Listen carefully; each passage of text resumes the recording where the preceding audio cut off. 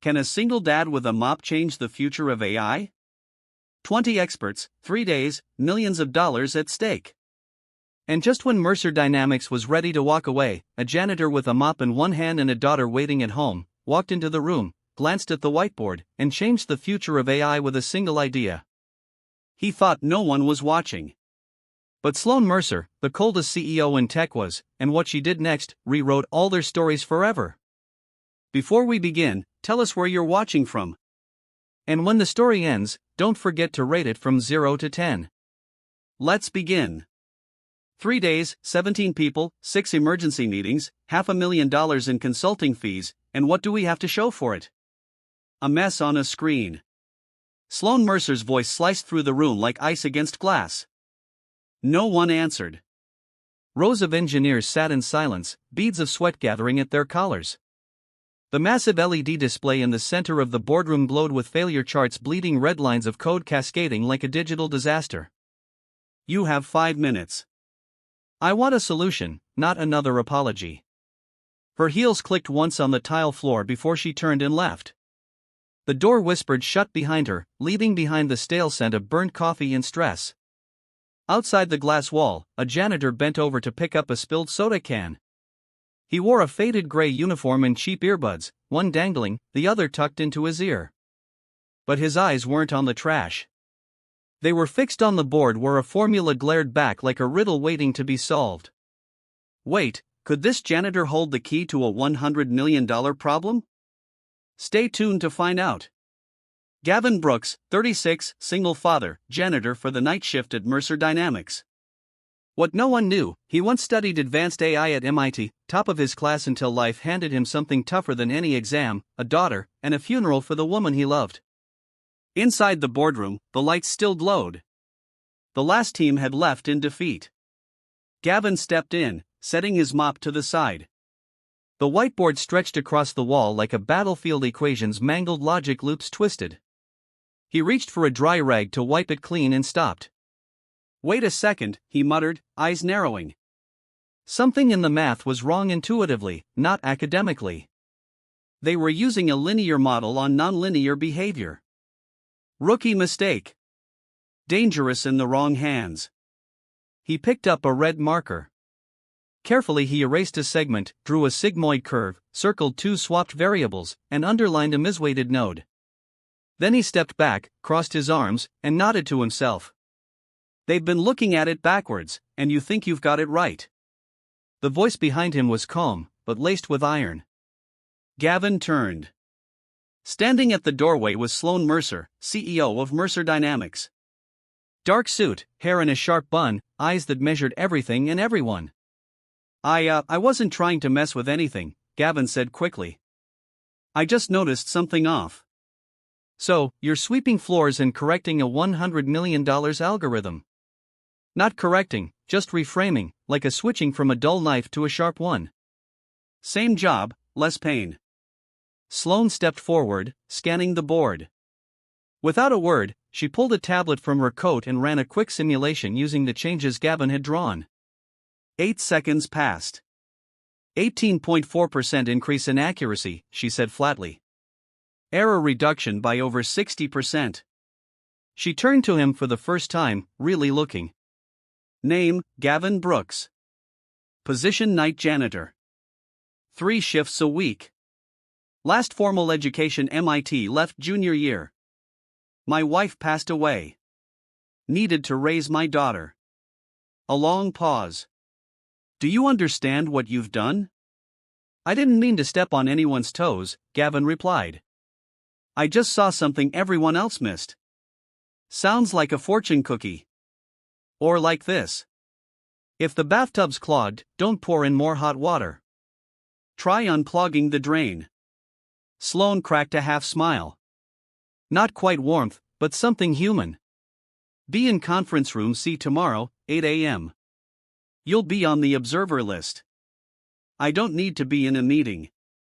That wasn't a suggestion, Mr. Brooks. That was an instruction. What about my daughter? She'll have snacks and zoo tickets if necessary. She doesn't need much. Just one reason to believe her dad is worth being proud of. Sloane paused at the door, glancing over her shoulder.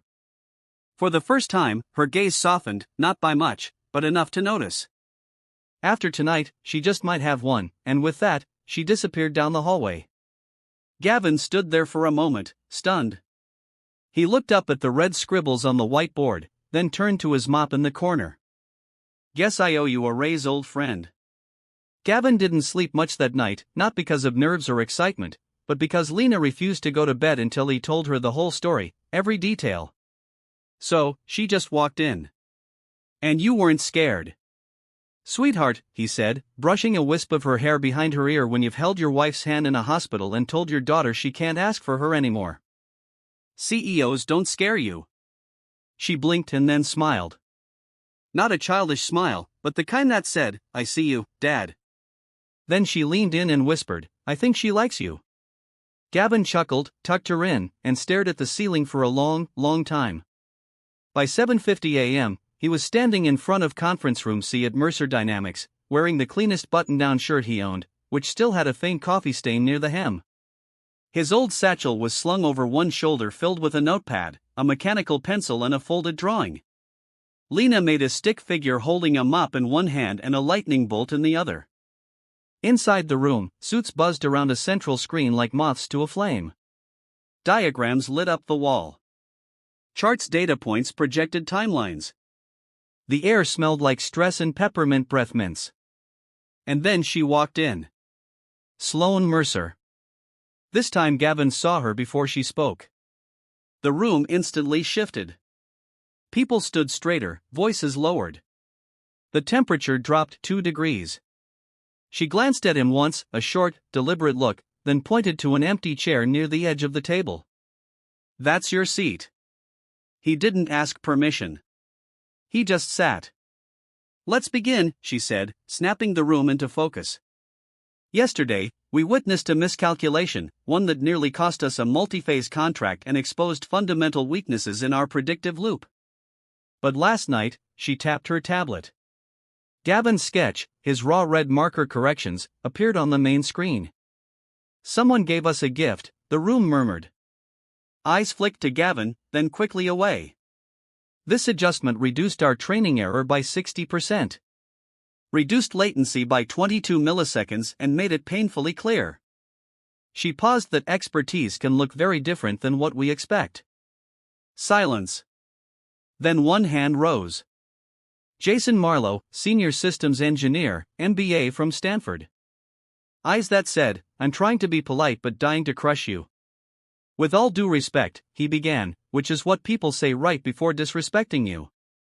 How do we verify this isn't just a fluke? Run the model, Sloane replied. Jason hesitated, then keyed in the new parameters. The simulation ran smooth. No overfitting. Predictive behavior aligned across multiple datasets. The green bar glowed. Still could be luck, Jason muttered. Maybe Gavin spoke for the first time. Calm, steady. But if it is, I hope we're smart enough to learn from luck when it walks in with a mop. A few quiet chuckles.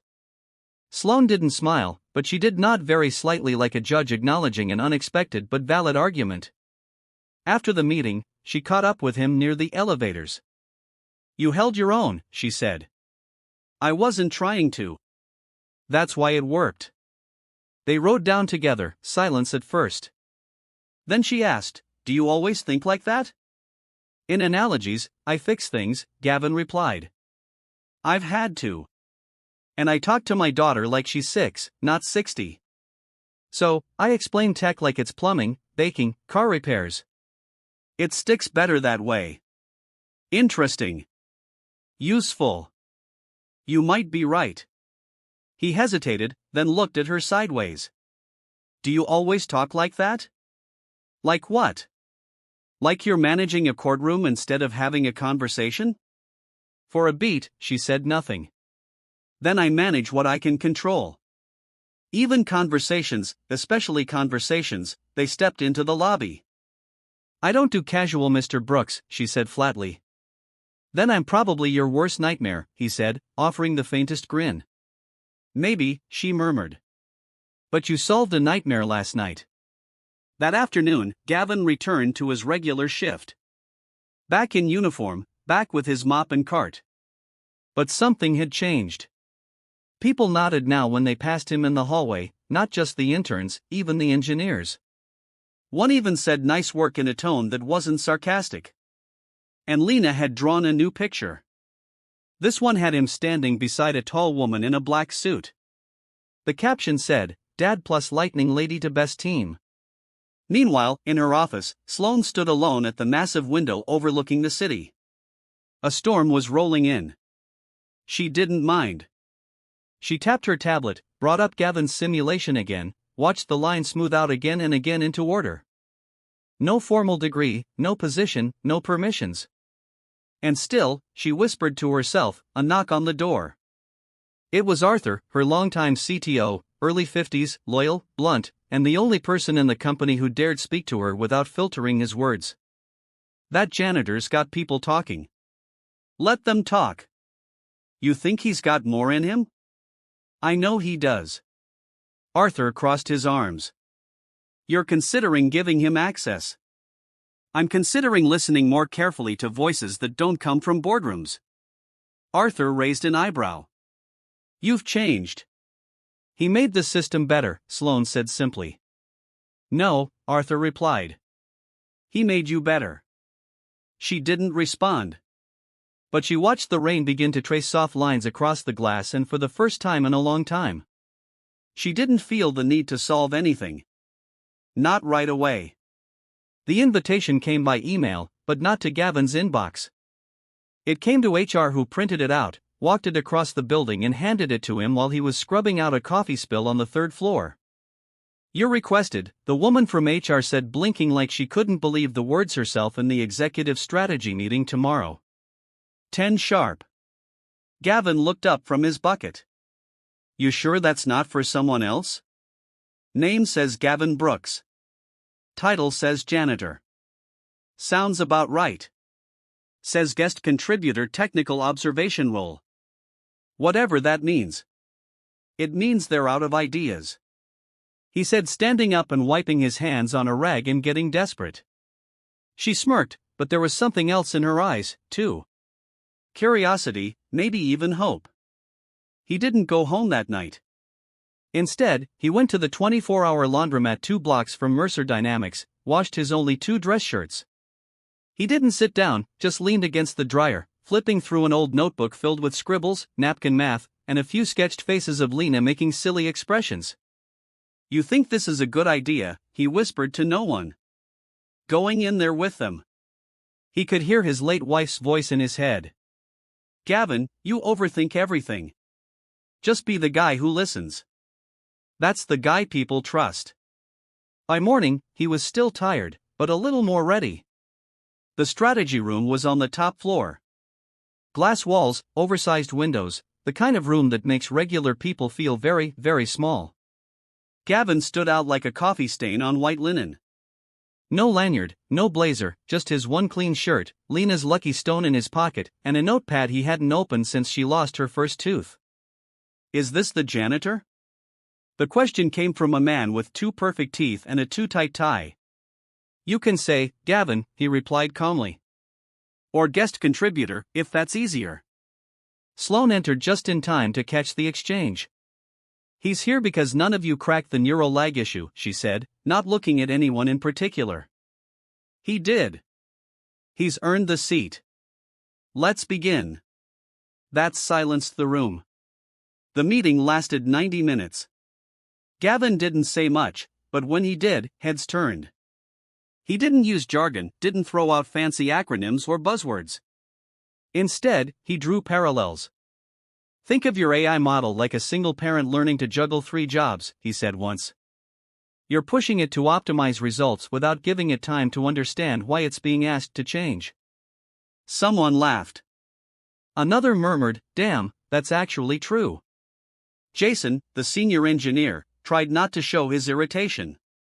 I'm just wondering if we're now basing our roadmap on bedtime analogies, he said dryly. You ever raised a kid, Jason? No. Then maybe don't knock bedtime. It's where the real learning happens. That got more laughs than Jason expected and more nods than Gavin thought he'd earn. After the meeting, Gavin stepped into the hallway, exhaling slowly.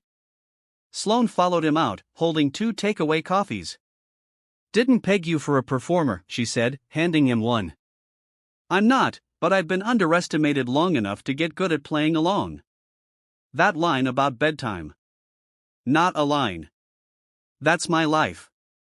They walked side by side, the silence between them less sharp now, more like space held open on purpose. "Why didn't you go back to engineering?" she asked. "Because MIT doesn't hand out scholarships for widowed single dads who take night shifts and pack lunchboxes before dawn." "But you could have reapplied, gone back, rebuilt it all." "I didn't want to rebuild my life. I wanted to build hers first." She stopped walking. "You talk like someone who doesn't realize how rare that is. Or like someone who's too tired to care how rare it is." She looked at him, then really looked at him, and for the first time, her voice softened. "Maybe it's time you stop being the guy who makes things easier for everyone else. And let someone build something for you, too." Gavin didn't answer, but his silence wasn't cold, just unfamiliar ground. Later that day, he returned home to Lena, waiting by the door, shoebox in hand.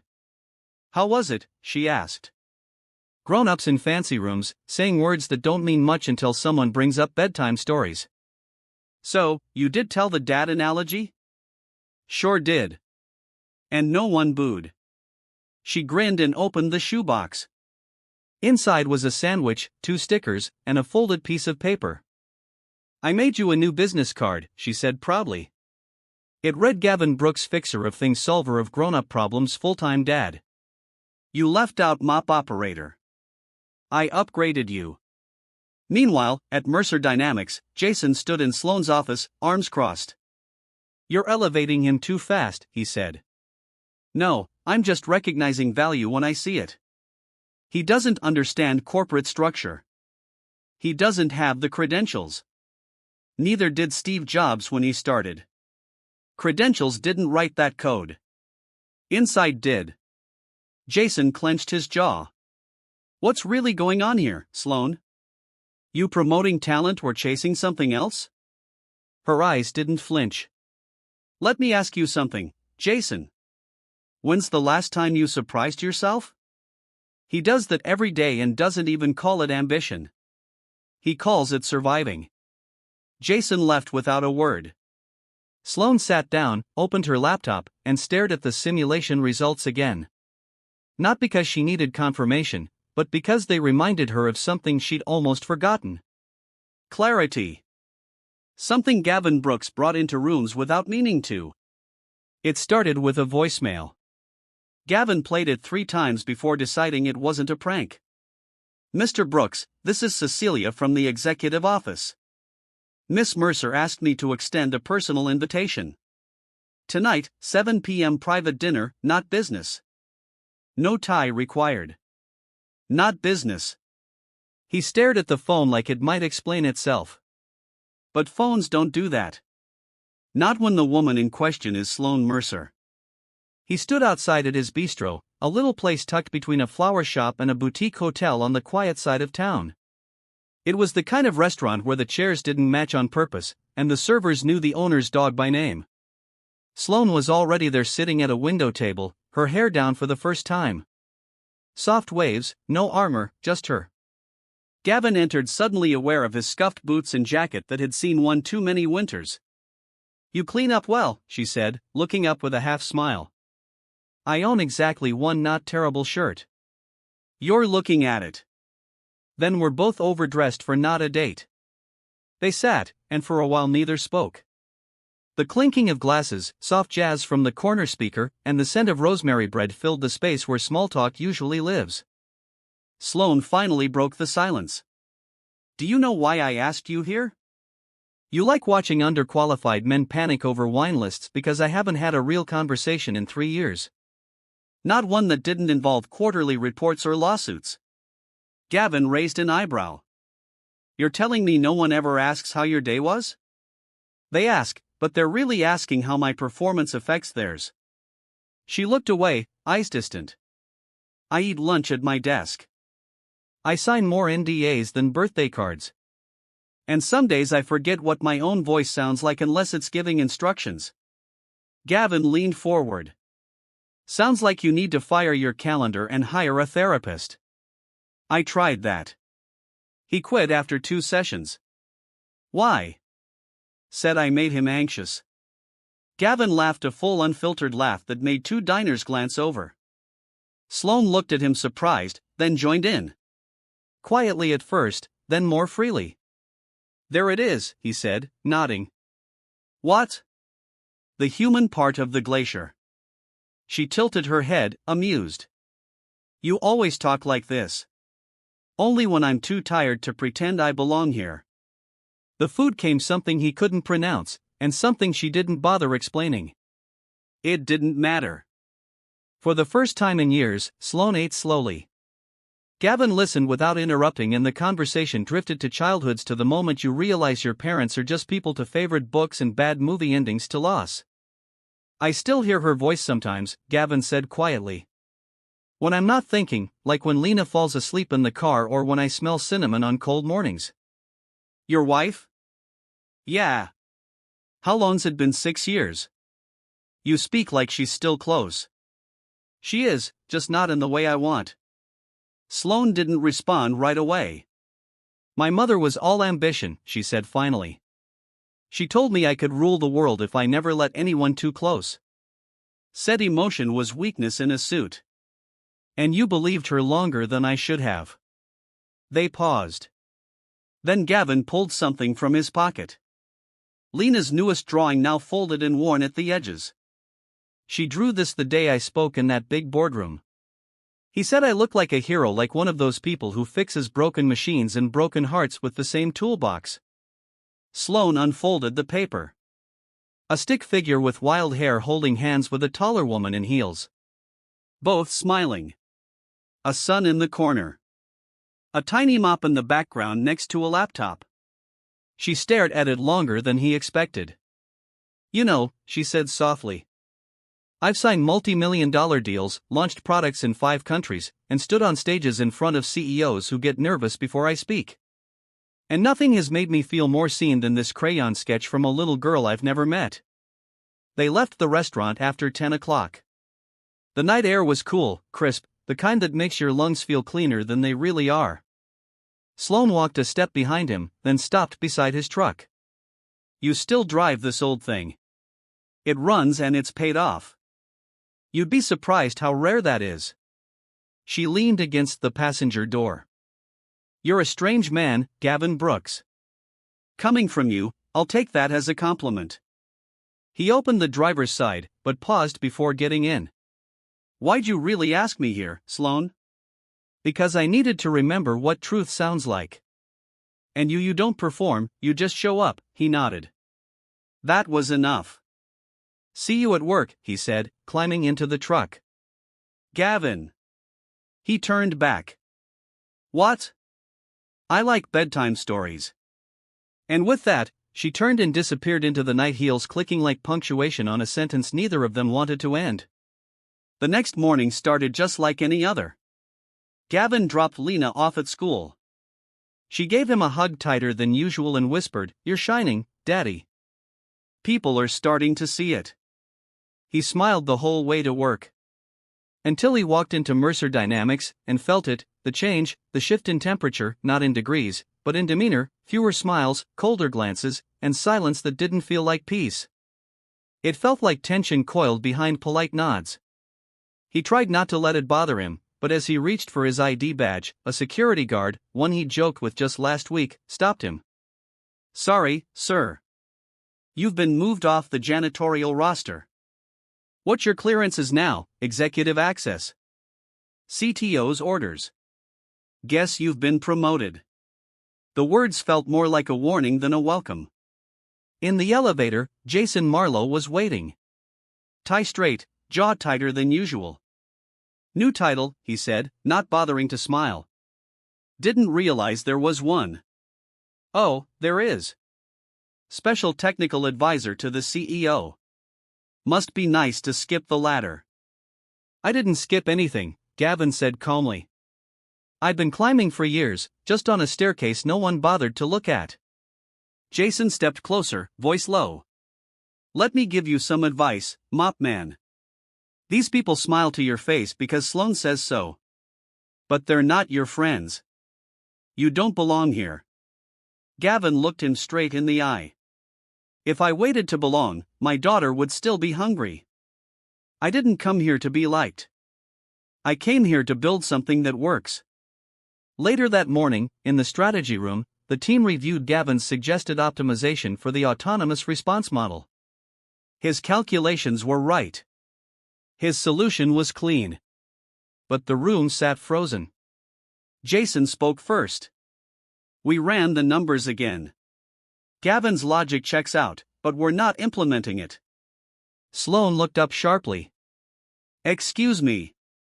It's untested at scale. No precedent.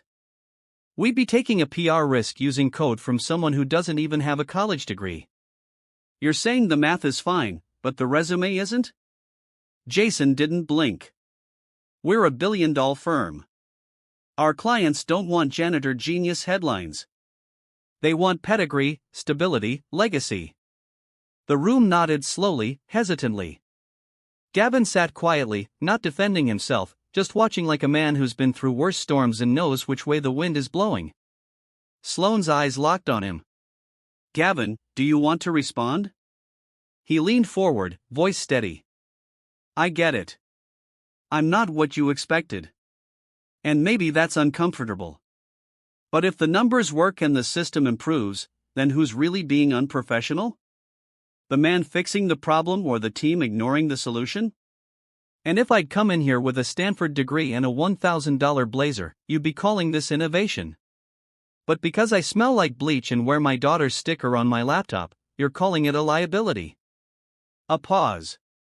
Then if a man's value is measured by how expensive his mistakes are, maybe it's time we start measuring value differently. The room was silent. Sloan stood slowly. We'll implement the update. Jason didn't argue, not out loud, but his glare said everything. That afternoon, Gavin found Sloan on the rooftop balcony. She was staring at the skyline, arms crossed, jacket off, sleeves rolled. Tough room, he said softly. They're used to predictable outcomes and polished origins. You're not. No, she said. I'm used to excellence no matter where it hides. They stood quietly for a beat. Then Gavin asked, Why are you fighting for me? She turned to him. Because you remind me of something I used to believe in before I traded it for board seats and branding guides. What's that? The idea that brilliance doesn't need permission. He smiled. That's a nice idea. Dangerous in the wrong hands. So is silence. But silence was exactly what followed. In the days after Gavin noticed fewer nods. Conversation stopped when he entered rooms. Slack channels he used to be copied on went quiet. Even the engineers who once asked him for advice now avoided eye contact. Only Arthur the CTO stayed the same. Gruff, honest, grounded. One evening, as Gavin reviewed code in the break room, Arthur sat beside him with 2 cups of black coffee. You rattled them. Didn't mean to. Didn't need to. You just exist. That's the threat. Feels like I'm being pushed out of a room I never asked to be in. That's because you're not playing their game. You're playing life. And life scares the hell out of people who've never had to survive it. Gavin looked up tired. Am I wasting my time here? Not if you remember what time's worth. And not if you're doing this for more than just a paycheck. He looked down at Lena's drawing again, now creased from his pocket, but never torn. I'm doing it for her. Arthur clapped him on the back once. Then you're already winning. That night at home, Lena sat on the couch building a puzzle while Gavin reheated leftover stew. Did they like your new idea, Daddy? Some did. Some, not so much. You told the truth, right? I did. Then you did your job. He sat beside her, watching her small fingers move a sky-colored piece into place. What if people don't like me for doing the right thing? Then you look for people who do. Simple, wise, 6 years old. He kissed her forehead. You ever think about running this company one day? Only if it comes with free popsicles. I'll write it into the contract. They both laughed. And in that moment, soft, ordinary, imperfect Gavin remembered exactly why he started this journey. Not to be accepted, not to prove himself, but to create a world where his daughter wouldn't have to. Sloane Mercer didn't notice the first time. She breathed past the janitor's closet without looking twice. The mop bucket wasn't in its usual spot, but she barely registered it. Meetings bled into meetings. Deadlines barked. Investors circled like sharks. But by the third day, something strange crept into the air. Silence. The kind of silence that settles after a door slams and no one comes back. Gavin Brooks was gone. The empty seat in the back corner of the lab stayed empty. His name was quietly removed from the internal Slack channel.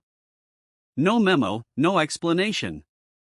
Someone else was assigned to nightly code cleanup, but no one corrected logic the way he did. No one saw patterns the way he did. The AI models had started to drift again. Just a little, just enough. And yet, no one mentioned his name, except her. Sloane stood alone in the observation deck overlooking the testing lab. The floor below glowed with monitor light and soft chatter. She should have felt satisfied. The new update had passed internal tests. Stock was up 4.7%. On paper, it was a win. But inside her, something felt missing. She found herself looking at the corner Gavin used to stand in, hands in pockets, head tilted, eyes squinting like he could see the soul of a line of code, now just an empty space. A cleaner swept silently past, not stopping to offer input. Of course, he didn't. He was just there to clean like Gavin was until he wasn't. That night, back in her office, she stared at her desk. It was pristine, perfect like always, except for a faint brown stain near the edge, barely noticeable unless the light hit just right. It had been a coffee spill. Gavin's first meeting. He'd set down his thermos and apologized instantly. Sorry, this thing leaks hope and caffeine in equal measure. She hadn't laughed then, but now she didn't want the stain wiped away. She stayed late. Everyone had gone home, but she wandered the halls like a woman in someone else's life. In the hallway near the subble she passed the break room, lights-dimmed chairs stacked. On a small corkboard by the door, pinned among old flyers and shift reminders, was a tiny envelope. Her name was written in uneven purple crayon. To Miss Mercer from Lena Brooks. She stared at it for several seconds, unsure whether to smile or break. She took the envelope gently like it might vanish if touched too quickly. Inside was a folded piece of paper with stars drawn in every corner. In the center, in a child's careful handwriting, were only a few lines. Thank you for believing in my dad. He used to smile when he talked about you. Now he doesn't smile much, but I still do. Lena, age 6 3/4. Sloane sat down on the bench beside the vending machine. For the first time in months, she took off her heels, folded her legs underneath her like a child, and cried. She didn't tell anyone where she was going the next morning. No driver, no bodyguard, just a black coat, a scarf wrapped tightly, and Lena's letter folded in her pocket like a compass. She found Gavin's apartment after 20 minutes, circling a neighborhood that hadn't seen a new coat of paint in years. The steps creaked. The elevator didn't work. The hallway smelled of old curry and rainwater. When she knocked, it was Lena who opened the door. You're the lady from work, she said matter-of-factly. The one who makes Daddy nervous. Sloane blinked. You want to come in? We don't have guest chairs. But we have floor. Inside the apartment was small, cluttered with toys and folded laundry. A stack of engineering books leaned sideways on the counter. A battered laptop blinked softly on the coffee table. Daddy's out looking for jobs. He doesn't think he'll find one, but I told him the sun doesn't ask permission to rise. Did you get that from a cartoon? Sloane asked softly. No, from Daddy. Lena pulled out a box of Legos and pointed to the floor. You can build with me. I only let people I trust help with the roof. Sloane hesitated, then sat. The blocks were mismatched. The colors didn't coordinate, but Lena's hands moved with certainty, and slowly a small house began to form. He left because he thought he embarrassed you, Lena said suddenly. People were laughing online. I think it hurt. It wasn't his fault, Sloane replied. And it didn't embarrass me. It reminded me of what really matters. Do you miss him? Sloane exhaled. Yes, and I didn't expect to. Lena nodded and offered her a green block. If you make him smile again, I'll forgive you. Sloane bit back a laugh and wiped at the corner of her eye. Deal. Later, standing by the door, she hesitated. Can I leave a message for your dad? Sticky notes are over there, Lena pointed. Blue ones are for regular stuff. Pink ones are for important feelings. Sloane picked a pink note. She wrote only 5 words. We never got to finish, then underlined it and added SM. That night, Gavin came home to find Lena asleep on the couch, the Lego house balanced on her stomach like a crown jewel. He smiled tiredly, then saw the note. Read it. Stared at it for a long time, then looked down at his daughter. She was still smiling in her sleep, and for the first time in days, he did, too. The sun hadn't fully broken through the haze when Sloane Mercer stepped off the subway and into a world that smelled of old brick-roasted peanuts and wet laundry. She walked briskly, her heels muted on the cracked sidewalk, trying to ignore how out of place she looked in her tailored coat and clean lines. But this wasn't the kind of neighborhood where appearances were currency. Here, people traded in quiet survival. Apartment 3B sat at the end of a hallway that echoed every footstep. She knocked once, twice, a pause, then the click of small feet running. The door creaked open and there she was. Lena Brooks in a glittery unicorn t-shirt and mismatched socks, her curls held back by a paperclip.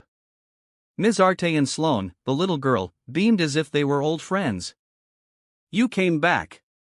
Sloane smiled faintly. I said I would. Daddy's not home. He's at the place with the slow computers and the grumpy man. You want to come in anyway? Sloane hesitated. But then Lena tugged gently at her coat sleeve and the decision was made. We're making pancakes from scratch today, Lena declared, marching into the kitchenette. Well, we were, but then I ran out of scratch. Sloane raised a brow. Scratch? You know, the stuff you need when the box says from scratch. I think it's like sugar or magic. I'm still investigating. Sloane laughed. A real laugh, not the half smile she gave investors when they asked dumb questions. May I sit? You can sit anywhere that isn't sticky, Lena said, sweeping her arm dramatically across the cluttered room. I suggest the beanbag. It's only mildly suspicious. Sloane lowered herself onto the beanbag, surprisingly comfortable for something that looked like it had survived a pillow war.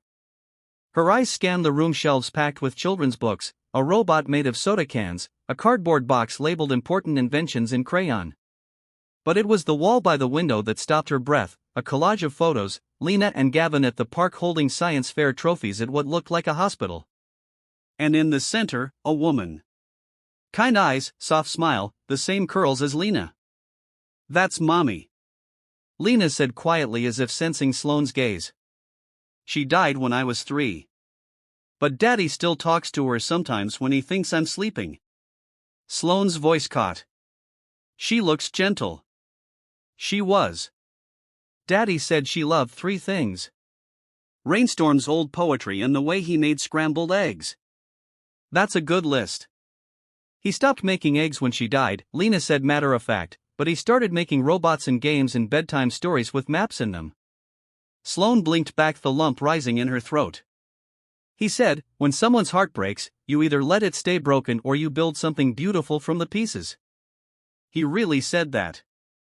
Yep. Right after we accidentally set the toaster on fire. It was a very emotional morning. Sloane smiled, her hands folded tightly in her lap. Lena, she asked gently, do you know why your dad left the company?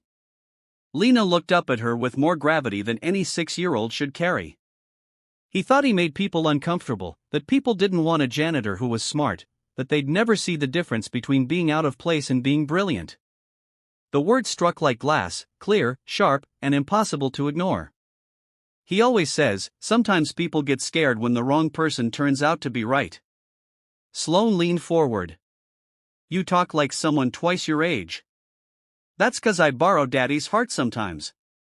He's got an extra big one, but it gets tired. The room went quiet. Sloane reached into her coat pocket and pulled out a small wrapped box. Can I give you something? Lena nodded. Inside was a tiny USB drive with a purple ribbon tied around it. It's a game, Sloane said. Your dad helped design the core mechanic. It's not public yet. I thought you might be the first to test it. Lena's eyes lit up. Does it have dragons? Kind of. It has dragons that don't know they're dragons. They think they're pigeons until they try to fly too far and discover they breathe fire. Lena's mouth formed a perfect O. That's awesome. She clutched the box to her chest like it was a treasure map. Ms. Sloane. Yes. If you make Daddy smile again, I'll forgive you. The words landed with a gentle finality, like a verdict that had been decided by a jury of one.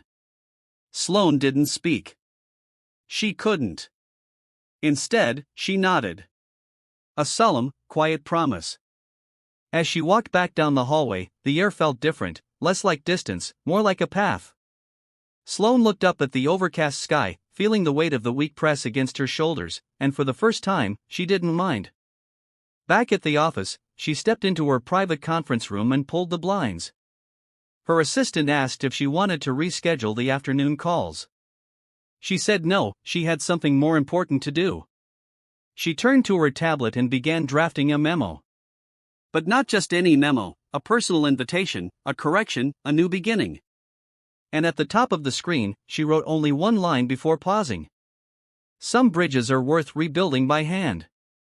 Gavin Brooks hadn't expected to see her again, not standing in the hallway of his daughter's school, not with her arms crossed and a folder in hand, not with that same unflinching calm in her eyes, the kind that made deals happen that broke IPO records and silences in equal measure. But there she was, waiting. You came all this way, he said, adjusting the worn strap of his satchel. I needed to see you in person. Most CEOs send an email. Most janitors don't solve AI logic trees with a whiteboard marker. Gavin looked away, a half-smile tugging at the edge of his mouth. So what now? He asked. You want me to mop up the next crisis, too? No, she said, voice firm. I want you to present at the Investor Summit. Silence. Total weighted laugh out loud kind of silence. Gavin blinked. You want me? What? Take the stage.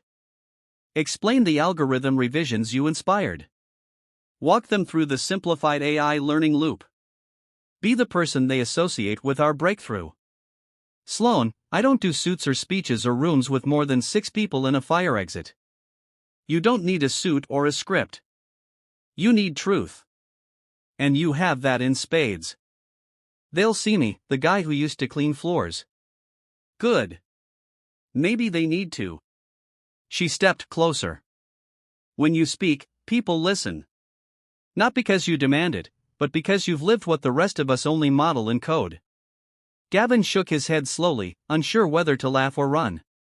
Why me? Because I forgot what this company was built on, she said softly. Not polish, not projections, people. And if it all goes wrong, then it goes wrong with your name, not mine. That stopped him. You're putting your neck on the line for me? No, she said. I'm standing beside you while you put yours on the line for something you already helped build. He stared at her for a long time, then nodded. One condition. Name it. No teleprompters, no handlers, no voice in my ear telling me how to sound smarter. Deal. And one more thing, he added. Yes. Don't disappear again. Not for me. Not from Lena. The air shifted. She didn't smile, but something warmer, quieter flickered in her eyes. I wasn't planning to. 2 days later, the Mercer Dynamics Annual Investor Summit opened in the Pacific Grand Auditorium. Gavin stood backstage, hands clammy, wearing a clean but wrinkled button-up shirt Lena had insisted he not tuck in. "You look like a magician," she'd told him. "A really nervous one." The room beyond the curtain was packed.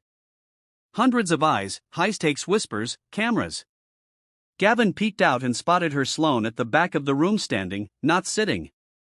Her hands clasped tightly in front of her like she was holding her breath. He inhaled. "It's just a room," he whispered to himself. "A really expensive room with too many opinions." He stepped out and everything went still. No PowerPoint, no charts, just Gavin and a microphone. "I used to mop this floor," he began. 2 months ago, I was the guy who came in after hours and wiped smudges off whiteboards. Smudges made by people trying to solve billion-dollar problems." A few polite laughs. Turns out one of those smudges wasn't a mistake. It was a missing piece. He walked slowly, grounded. "I don't have an MBA. I don't own a tie, but I know what it's like to raise a daughter on second chances and stretch one paycheck into 6 solutions." He paused. What Mercer Dynamics is doing with AI, it isn't just code. It's clarity. It's a chance to make systems more human, not less. He clicked a button revealing a simple diagram, a child's drawing of a tree root's tangled branches bent toward the sun. This is how machines learn. Like children, trial, error, encouragement, patience, and every so often the right correction at the right moment. He looked up. "I was just the janitor. But maybe being invisible helped me see what everyone else missed." And for a beat, no one moved. Then someone stood clapping, then another, and another until the room thundered with applause. Not for polish, not for power, for something far rarer. Truth. Backstage, Sloane exhaled for the first time in 20 minutes. Lena tugged on her sleeve. He didn't use any fancy words. "That's why it worked." "That's exactly why it worked," Sloane whispered. "Does this mean he gets promoted to superd?" She smiled. He already was. After the applause died, Gavin slipped backstage, heart pounding in a different rhythm now. Relief. Release. And then came the voice of someone unexpected. "Mr. Brooks," said Arthur Feldman, chairman of Mercer Dynamics board, approaching with a rare smile. That was one hell of a presentation. Gavin extended his hand cautiously. "Thank you, sir. You're not the janitor anymore. Effective immediately, we'd like to bring you in as lead innovation advisor." Gavin blinked. I don't know what to say." "Don't say anything." Arthur grinned. "Just don't stop doing what you're doing."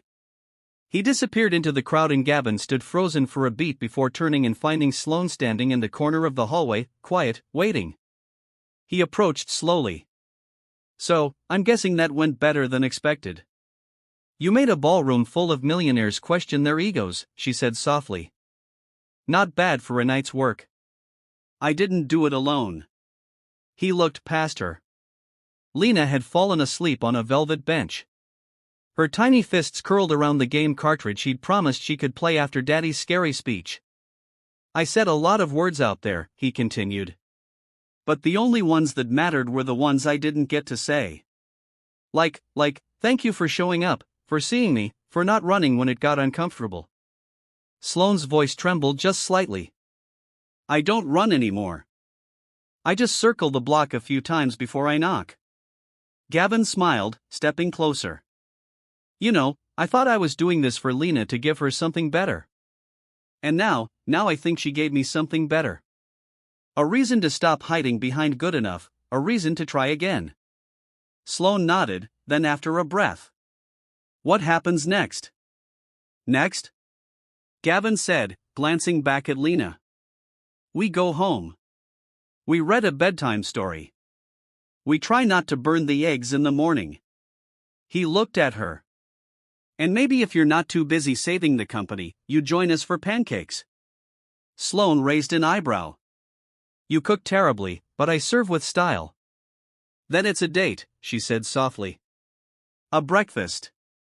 Don't get carried away. One step at a time, Brooks.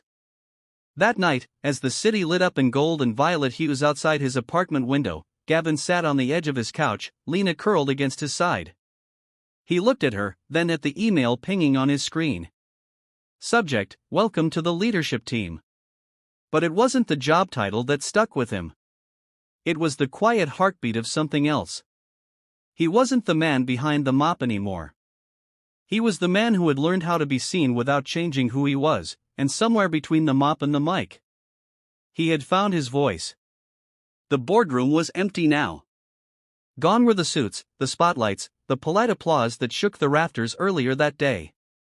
Only the ghost of tension lingered in the carpet, the kind that doesn't dissolve until someone finally says what should have been said long ago. Gavin stood by the window holding a lukewarm cup of coffee. Below, the city buzzed as if nothing had changed, yet everything had. Behind him, the door opened softly. Sloane, wearing the same black blazer from the presentation, though it hung a little looser now, like the pressure had drained from her shoulders. Finally. Didn't expect you to still be here, she said gently. Didn't expect to feel like I belonged here, he replied without turning around. Silence, not awkward, just thick with unsaid things. She walked toward the opposite end of the room and sat down at the head of the long glass table. The chair squeaked softly under her. You were brilliant today, she said. I didn't memorize a word of it. That's what made it brilliant. He smiled, finally turning to face her. Then, so why do I still feel like I might wake up in my old uniform tomorrow? Because people like us don't come from the kind of world where dreams feel safe, she said, voice quiet. We build, we protect, but we rarely receive. He watched her carefully. Now, you included, especially me. She stood up and walked over to him, stopping a few feet away. You asked me once why I came back to see you. Why I didn't just let the story fade. Yeah. It wasn't because of PR or optics or even the algorithm. She looked down at her hands, fidgeting. Something rare in a woman who once told a Fortune 500 investor to his face, either get in or get out of my way. I came back because you made me feel something I hadn't felt in years. He said nothing, just waited gently. It wasn't just the way you saw things in code. It was the way you looked at the world. Like broken pieces weren't something to discard, but something to build from. That's because I'm made of broken pieces. Exactly, she whispered. She stepped closer. Do you know what it's like to spend your whole life being the smartest person in the room and still feeling utterly alone in it? He nodded slowly. Do you know what it's like to hold back good news because there's no one to share it with? Every time I brought Lena home a drawing from work that I was proud of, he said, and she'd clap like I'd cured cancer. She laughed soft and full this time, then quietly. You scare me, Gavin. That caught him off guard. Why? Because you're not trying to impress me or fix me or chase something. I'm just here. Exactly. And I don't know how to stand still. For a moment, neither of them moved. Just the nightlight of the city blinking in rhythm. Then Gavin spoke. Do you know what I realized tonight? Tell me that love doesn't always come dressed in declarations and grand gestures. Sometimes it shows up as a woman walking into a janitor's hallway and demanding answers. She laughed again, a hand covering her mouth. I'm not great with subtlety. Good, because I'm terrible at guessing games. He took a slow step closer. I think I've been falling for you ever since you didn't erase the marker I left on the board. And I think I've been falling for you ever since you didn't apologize for writing on it. Their eyes locked, not hungry, not desperate, just sure. They moved closer gently until their foreheads touched, breathing the same unhurried air. Then she whispered, Can I ask you something? Anything? Do you think it's possible to build something real out of something that started by accident? He pulled back slightly, met her eyes. Some of the best stories start when someone walks into the wrong room. You think this is a story? No, he said softly. I think this is a chapter we almost didn't get to write. She closed her eyes, let the words settle, then opened them again. Promise me something. You name it. That if I fall apart again, you'll remind me who I really am. Only if you promise to do the same when I forget who I've become. She nodded. Deal. They didn't kiss. Not yet. Instead, they sat on the floor of that big cold boardroom, backs against the glass, knees drawn up like kids watching fireworks. Outside, the city twinkled in slow pulses. This room's too fancy, Gavin muttered. We can change that. How? Bring in more broken pieces, more truth, more coffee stains. Only if you brew it, he looked at her. You're not what I expected. Neither are you. That's probably why this works. Probably. They sat in silence again, comfortable this time. Then Gavin whispered almost to himself, I don't want this to be a footnote. It won't be. And I don't want Lena to think people like me don't get to write endings. Then let's give her a new one. Later that night, Gavin came home and found Lena still awake, curled under her blanket fort with a flashlight and a half-eaten banana. She blinked at him. Did you tell her? Tell her what? That you like her. Like her? He laughed. Yeah, I think she figured it out. Did she like you back? It's looking promising. Lena grinned and turned off her flashlight. Good. I was worried you'd mess it up. Thanks for the vote of confidence, kiddo. You're welcome. Also, don't burn the pancakes tomorrow. She might come over. Gavin chuckled, kissed her forehead, and pulled the blanket around her. As he turned off the lights, a quiet thought crossed his mind. Maybe some stories don't need perfect plot twists. Maybe all they need is the courage to begin again. Sunday mornings in Gavin's apartment were sacred. The kitchen smelled like cinnamon toast and coffee, the kind made too strong and poured too fast. The window was cracked open just enough to let in a breeze that carried the hum of weekend life, bikes whizzing by. Kids laughing down the hall, the city finally breathing easy. Sloane stood barefoot in the living room, hair loosely braided, wearing one of Gavin's flannel shirts like it had always belonged to her. She wasn't working.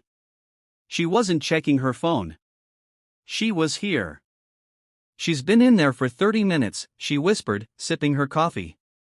That's concentration, Gavin replied, cracking eggs one-handed into the pan. It usually means either something magical is happening or she's feeding goldfish to the toaster again. Should we be worried a little? A quiet ding came from the corner. Lena's voice called from behind the bedroom door. Dad, Sloane, you need to see this. They glanced at each other, eyebrows raised. Gavin wiped his hands on a towel and led the way. Sloane followed, coffee in hand.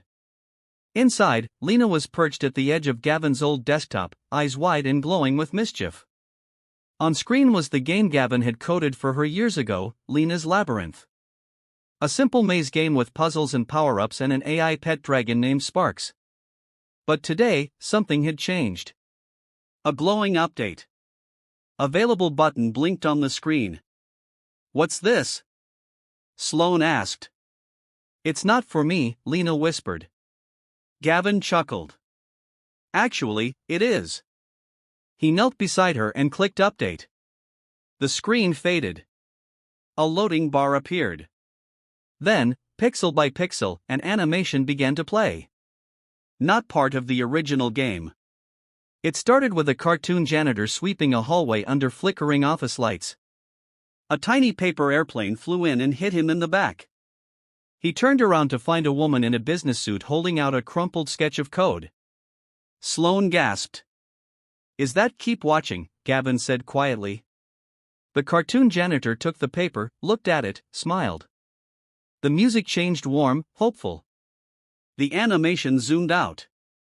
Suddenly, a little girl burst in riding a dragon, scooped up both characters and soared over the city skyline, trailing binary code in the sky like fireworks. Then, as they landed on a rooftop under stars, the screen faded to black. A single line of text appeared. Dear Sloane, if you're reading this, press enter.